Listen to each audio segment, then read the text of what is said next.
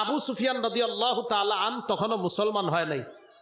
ব্যবসায়ী ভাইয়েরাও মন দিয়ে শোনেন এই কথাটা, মুসলমানরা মন দিয়ে শোনেন। আবু সুফিয়ান রাদিয়াল্লাহু তাআলা আনহু তখনও মুসলমান হয় নাই। হিরাক্লিয়াস বাদশার কাছে আমাদের নবীর চিঠি গেছে।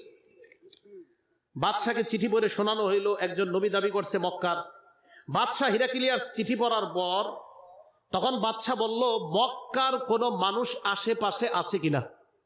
বাদশাকে জানানো হলো, হ্যাঁ, মক্কার একদল ব্যবসায়ী আসছে, এই ব্যবসায়ীরা আশেপাশে আছে, আপনি বললে তাদেরকে আনতে পারি। এই কথা বলার পর বাদশাহ হিরাক্লিয়াসের সামনে আবু সুফিয়ান রাদিয়াল্লাহু তাআলা আন এবং তার ব্যবসায়ী কাফেলাকে উপস্থিত করা হয়। বাদশার সামনে উপস্থিত করার পর আবু সুফিয়ান সবার সামনে বসা, পিছনে সবাই বসা। বাদশার সামনে একজন আরবি পারে এমন এক ব্যক্তি দাঁড়ায় আছে। বাদশাহ ওই ব্যক্তিকে বললেন, আবু সুফিয়ান নামক লোকটাকে যা যা প্রশ্ন করবা বলবা উত্তর দেওয়ার জন্য, তাকে বলবা এই কথাটা, তার পিছনে যারা বসা তাদেরকে বলো ফাইন কাযাবানি কাযিবু। এই কথাটা বুঝেন। সবার সামনে উনি আছে, পিছনে সবাই। বাদশাহ হিরাক্লিয়াস বলতেছে, এই যে আবু সুফিয়ান, তাকে আমি যেই প্রশ্ন করব সে যদি কোনো মিথ্যা কথা বলে, পিছনে তোমরা যারা আছো সাথে সাথে বলবা যে সে মিথ্যাবাদী।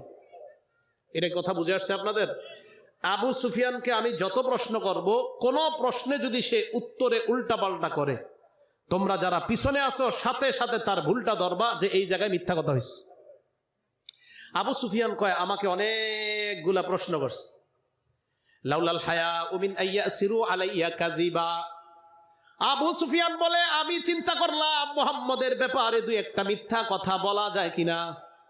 আমি চিন্তা করলাম, আমি যদি আজকে মুহাম্মদের নামে একটা মিথ্যা কথা বলে ফেলি, আমি মক্কায় যাওয়ার পর আমার স্বজাতির লোকে এরা বলবে, ছি ছি, তুমি কিভাবে মুহাম্মদের নামে মিথ্যা বললা। দেখেন কথা আবার বুঝেন না, কথা বুঝেন নাই, বুঝতে হবে। আবু সুফিয়ান তখনও কাফের, পিছনে যারা সব কাফের। আবু সুফিয়ান কাফের অবস্থায় কয়, আমি মুহাম্মদের নামে, মুহাম্মদ সাল্লাল্লাহু আলাইহি ওয়াসাল্লাম তখনও কয় না, কারণ তখনও মুসলমান হয় নাই, যে আমি তার নামে একটা মিথ্যা যদি বলি, কোনো না কোনো দিন যদি মক্কায় গিয়ে, আজকে না কোনোদিন যদি মক্কায় গিয়ে আমার এই পিছনের দোস্তরা কয়, বেটা তুই ওই দিন একটা মিথ্যা কথা কেমনি কইলি, আমি এমন লজ্জা পাইলাম, ছি ছি, আমাকে মিথ্যাবাদী বলবে, আমি মনে মনে খুব লজ্জা পাইলাম। এই লজ্জার কারণে মুহাম্মদের নামে একটা মিথ্যা কথাও কইনি।